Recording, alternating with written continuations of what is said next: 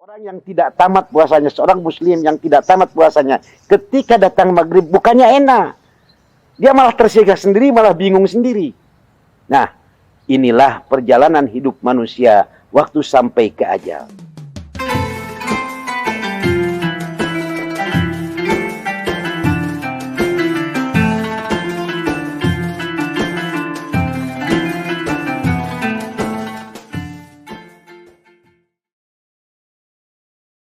Bismillahirrahmanirrahim. Assalamualaikum warahmatullahi ta'ala wabarakatuh. Alhamdulillahirabbil alamin, wassalatu wassalamu ala asyrafil anbiya'i wal mursalin wa ala alihi wa sahbihi ajmain, amma ba'd. Syahrul Ramadan alladzi unzila fihil Qur'an wa hudal linnasi wa bayyinatin minal huda wal furqan. Faman syahida minkumus syahra falyasum wa man kana maridan aw ala safarin fa iddatun min ayyamin ukhra. Yuridullahu bikumul yusra wa la yuridu bikumul usra walitukmilul iddata walitukabbirullaha ala ma hadakum wa la'allakum tashkurun. Usikum ibadallah wa iyaya nafsi bitaqwallah faqad fazal muttaqun. Alhamdulillah, kita sudah mulai sedang menjalankan ibadah puasa. Ini adalah pertemuan yang kedua untuk saya menyampaikan dalam kaitan dengan hikmah-hikmah Ramadan. Kita sudah alami selama 1-2 hari ini berpuasa, bagaimana sesungguhnya kita ketika memasuki sahur, dibangunkan untuk sahur, pada dasarnya semua kita malas. Karena ini bukan waktu biasanya kita makan, minum, dan lain sebagainya. Dan lagi enak-enaknya kita dibangunkan. Ini menjadi sebuah kemalasan tersendiri. Kemudian kita bersahur, kemudian kita bersalat subuh, kemudian dan seterusnya dan seterusnya. Dari awal tadi saya katakan tentang bagaimana kita malasnya untuk sahur. Ini adalah gambaran kita sedang ada di dalam alam rahim. Saya nyebut demikian karena sesungguhnya kita malas sekali untuk lahir ke alam dunia ini. Seperti malasnya orang dibangunkan sahur. Sehingga kemalasan kita untuk lahir ke alam dunia ini dibuktikan dengan satu hal yang sampai hari ini tidak pernah mendapat jawaban logis, yaitu menangis. Tidak ada manusia di dunia ini yang lahir tidak menangis. Semuanya menangis.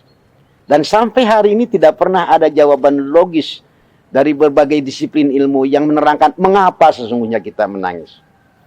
Maka ketika itu saya lebih baik mengatakan bahwa nangis itu memang bawaan dari alam rahim.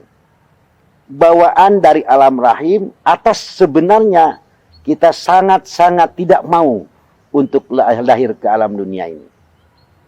Maka itulah nangis. Persoalan kemudian mungkin pertanyaannya, mengapa kita malas untuk lahir ke alam dunia ini? Itu paling mendasar pertanyaannya. Karena sesungguhnya waktu di alam rahim, kita sebenarnya orang yang suci, bersih. Tidak ada dosa apa-apa. Bahkan seakan kita di surga waktu itu. Nah, justru ketika kita dilahirkan ke alam dunia, maka sesungguhnya kita bukan dilahirkan untuk enak. Jangan-jangan yang paling kita beratkan adalah tidak bisa balik lagi ke alam surga asalnya. Maka itulah sebabnya kita nangis. Beruntungnya, karena kita baru saja selesai sahur, di pagi hari kita masih bertahanlah. Lihat orang dagang, lihat orang bikin jajanan, kopi, dan lain sebagainya. Karena kita masih baru sahur tadi, sehingga kita merasa nyaman-nyaman saja. Tidak terlalu banyak gangguan. Ini adalah perjalanan hidup kita di waktu pagi hari. Berpuasa. Masih aman-aman saja. Sejalan dengan naiknya makin tinggi matahari, godaan itu semakin muncul, semakin muncul, semakin muncul. Sampailah sebut kita kepada jam 1, jam 2, sedang terik-teriknya matahari. Sehingga pada waktu itu seakan kita melihat air mentah saja. Kalau kita minum akan menyegarkan. Padahal kita tahu sendiri kalau air mentah diminum pada saat perut kosong, bukan malah jadi sehat, tetapi bisa malah jadi penyakit. Tapi jangan salah. Ketika puasa jam 12, jam 1, jam 2 itu justru air mentah pun seakan kita mau meminumnya. Walaupun kita tahu risikonya. Itulah perjalanan hidup manusia ketika masa-masa remaja. Maka saya ingatkan baik-baik kepada semua orang tua, termasuk kepada adik-adik remaja, anak-anak remaja, hati-hati. Masa-masa remaja, masa-masa yang justru banyak ujian dan tantangan. Kadang-kadang logika kita tidak jalan. Kita sudah tahu bakal itu bakal merusak. Kita sudah tahu bakal itu menyengsarakan. Tapi justru itulah yang kita lakukan. Sayang dalam pertemuan ini saya hanya diberikan waktu singkat. Oleh karena itu kita lanjut saja. Perjalanannya makin sore. Lepas dari remajanya selamat. Ketika jam 12, jam 1, jam 2 kita selamat berpuasa. Insya Allah makin sore makin enak. Makin sore makin nyaman. Sudah tidak terlalu repot lagi kita berpuasa. Berbeda dengan tadi siang hari yang terik mataharinya kuat. Nah, persoalan yang kita sampai sekarang ketika menjelang maghrib. Ini gambaran perjalanan hidup manusia sampai mau ke ajal.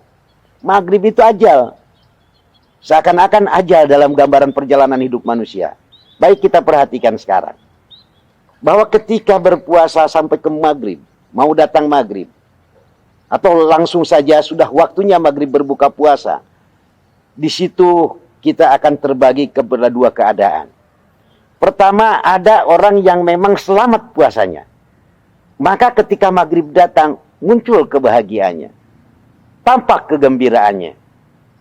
Sehingga kita perhatikan, jangankan minum susu dengan kurma dan lain sebagainya. Hanya ketemu dengan segelas air putih saja. Betapa air putih, segelas air putih waktu berbuka, itu jauh lebih enak dari segala macam minuman yang ada ketika kita tidak berpuasa. Nah, sebaliknya, bagi orang yang tidak tamat berpuasanya, seorang muslim yang tidak tamat berpuasanya, begitu datang maghrib, bukanlah enak, bukanlah nyaman. Bahkan perhatikan anak-anak kita jangan-jangan pas maghrib malah dia seperti terlihat tidak nyaman, tidak enak. Kita curiga. Jangan-jangan anak kita batal ini puasanya secara sembunyi-sembunyi. Artinya, bahwa orang yang tidak tamat puasanya, seorang muslim yang tidak tamat puasanya, ketika datang maghrib bukannya enak. Dia malah tersiksa sendiri, malah bingung sendiri. Nah, inilah perjalanan hidup manusia waktu sampai ke ajal. Ada yang ketika ajalnya sangat dia senang dengan ajal itu. Akan menghadap Allah Subhanahu wa Ta'ala dengan penuh senyum. Tapi sebaliknya, ada manusia yang ketika datang ajalnya, justru dia merasa tersiksa untuk berhadapan dengan Allah Subhanahu wa Ta'ala. Karena dia banyak batal dalam mengenalkan perintah-perintah Allah Subhanahu wa Ta'ala. Persoalannya kemudian adalah, inilah hidup sebenarnya adalah balas dendam. Bagi kita ingat kembali ke belakang. Ketika lahir kita nangis. Tapi Anda jangan salah, kita jangan salah. Bagaimana orang-orang di sekitar kita, keluarga kita, semuanya pada ketawa, tersenyum seenaknya, merasa bangga dan bahagia kelahiran kita. Justru kita sedang menangis. Ada yang kontradiktif antara nangis dan tersenyum, antara yang sedih dengan yang berbahagia. Maka ini sebenarnya kita merasa diketawakan kalau saja waktu itu kita sudah ngerti. Waktu kita lahir nangis, ada yang ngetawain, mesti kita tabok itu. Karena kita kesel, wong orang lagi nangis diketawain. Baik, sekarang ujungnya saja supaya lebih cepat lagi. Ketika ajal datang, usahakan. Bagaimana kita datang ajal, meninggal, wafat, dalam keadaan tersenyum dan tertawa. Seperti mereka mengatakan kita waktu bayi. Sebaliknya, mari kita buat, kita balas. Kita kembali ke hadirat Allah dengan tersenyum, dengan bahagia, dengan senang. Kita tinggalkan mereka dengan penuh kesedihan, penuh keprihatinan atas meninggalnya kita. Mengapa bisa begitu? Karena kita adalah orang-orang yang selamat dalam berpuasa, selamat dalam hidupnya, sehingga kita dengan tersenyum menghadap Allah, sementara yang ditinggalkan kita merasa sedih, merasa duka, dan seterusnya, karena ditinggalkan oleh kita yang baik-baik. Bayangkan, kalau sampai kita meninggal, justru kita malah nangis lagi. untuk menghadap Allah, sementara orang membaca bukan innalillahi wa inna ilaihi rajiun, tapi mereka menjawab alhamdulillah dia meninggal. Kalau sampai itu terjadi, maka hidup kita diketawakan 2 kali dan kita akan menghadap Allah dengan segala kemarahan kemurkaan Allah Subhanahu wa taala. Mari melalui Ramadan ini kita capai untuk membalaskan ketawa mereka yang menyaksikan kelahiran kita dengan kesedihan mereka ketika kita berangkat pulang menghadap Allah Subhanahu wa taala. Demikian, mudah-mudahan secuil dari apa yang saya sampaikan ini menjadi hikmah untuk diamalkan, untuk dipelajari, sehingga kita kembali ke hadirat Allah Subhanahu wa taala dalam ridhonya, dalam rahmatnya, dalam maghfirahnya. Rabbana atina fid dunya hasanah wa fil akhirati hasanah wa qina adzabannar. Nasrun minallah wa fathun qarib wa basyiril mu'minin. Hadani Allah wa iyyakum. Wassalamu alaikum warahmatullahi wabarakatuh.